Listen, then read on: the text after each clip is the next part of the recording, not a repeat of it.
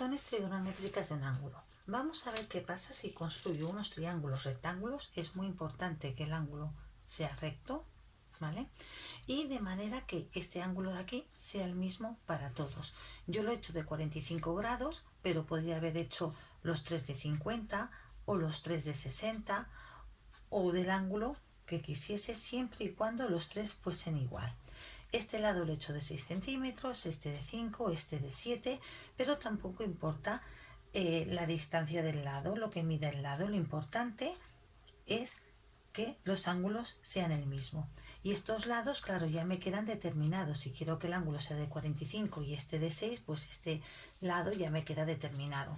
Vamos a ver qué pasa si divido este lado entre este en todos los triángulos. Si dividimos 6 entre 8,5 nos da 0,7. Aquí voy a dividir 5 entre 7. Claro, tengo que dividir los mismos lados que he dividido aquí.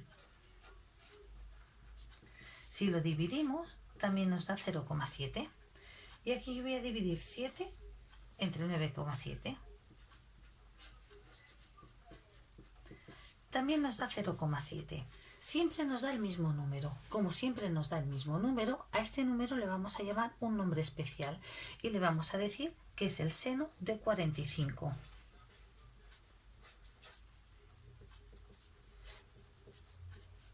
Si esto lo hiciésemos con cualquier otro triángulo, por ejemplo, que el ángulo fuese 50, veríamos que al dividir este lado entre este siempre nos daría el mismo número. Si divido entre este y entre este, siempre tendríamos el mismo número, diferente de 0,7, sería otro número, pero siempre tendríamos, da igual el triángulo que dibujáramos, que siempre tendríamos el mismo número. Vamos a ver ahora qué pasa si yo, por ejemplo, en lugar de dividir este entre este, pues divido este entre este y hago esta división en todos. Bueno, aquí es más fácil, vemos que 6 entre 6 es 1, 5 entre 5 1 y 7 entre 7 es 1. Por lo tanto, como también siempre nos da el mismo número, este número también recibe un nombre especial y en este caso le vamos a llamar la tangente. Si yo divido 6 entre 6 me da 1, si aquí dividimos 5 entre 5 también nos da 1, y si dividimos 7 entre 7 también nos da 1. Pues este número le vamos a llamar que es la tangente de 45, en este caso que es 1. Y el último caso sería qué pasa si dividimos este lado entre este de todos los triángulos. Si lo dividimos, en este caso, bueno, es el mismo caso que el anterior, tendríamos 0,7 porque estos dos lados son iguales, pero bueno, no siempre tienen por qué ser iguales. En este caso, al dividir este entre este, como también siempre coincide que es el mismo número, le llamamos de una forma especial y en este caso le llamamos que es el coseno. Claro, pero no siempre vamos a estar señalando este lado dividido entre este lado. A los lados les vamos a poner un nombre para no tener que estar siempre señalando. Los nombres se los ponemos de la siguiente manera. Supongamos que el ángulo, ¿vale?, al que me hago referencia es este de aquí. Le voy a llamar alfa.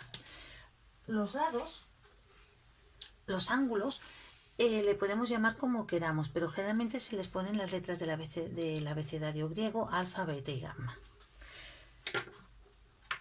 Si llamamos este ángulo, por ejemplo, alfa, ¿cómo denominamos a los lados? Este es el ángulo recto. Los lados que forman parte del ángulo recto, que serían estos dos de aquí, les vamos a llamar catetos.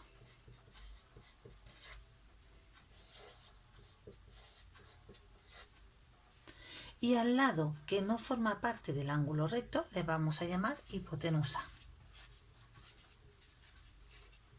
Ahora bien, como a estos dos lados le llamamos de la misma manera, vamos a diferenciarlos.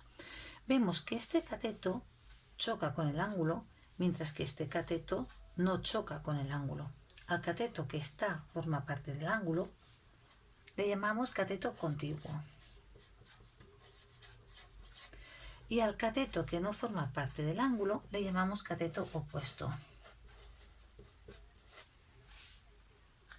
Si por ejemplo el ángulo, en lugar de hacerme referencia a este, hiciera referencia a este ángulo de aquí, este sigue siendo el ángulo recto, Entonces, los lados serían de la siguiente manera. Como este es el ángulo recto, este que no forma parte del ángulo recto sigue siendo la hipotenusa. Este que forma parte del ángulo recto se llama cateto, pero como este no choca con el ángulo, le llamamos cateto opuesto. Y este que forma parte del ángulo recto sería cateto, pero como este sí que choca con el ángulo, le llamamos cateto contiguo. Es decir, no os tenéis que aprender los nombres de decir que este siempre será el cateto opuesto, si este siempre será el cateto contiguo. Depende del ángulo al que se haga referencia, así será el cateto contiguo o será el cateto opuesto. De esta manera, las fórmulas que tenemos son las siguientes. El seno de un ángulo, hemos quedado que era este lado dividido entre este, es decir, este lado dividido entre este, cateto opuesto dividido entre la hipotenusa, porque yo el ángulo lo tenía aquí, por lo tanto es este ángulo de aquí, este de aquí no es.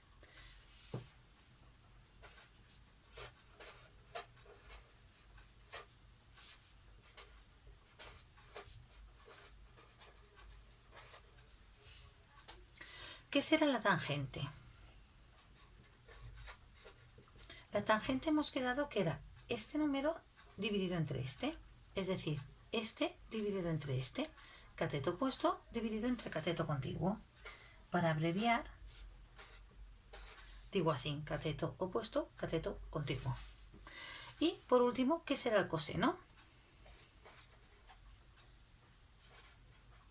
El coseno hemos quedado que era este lado dividido entre este, por lo tanto es el cateto contiguo dividido entre la hipotenusa.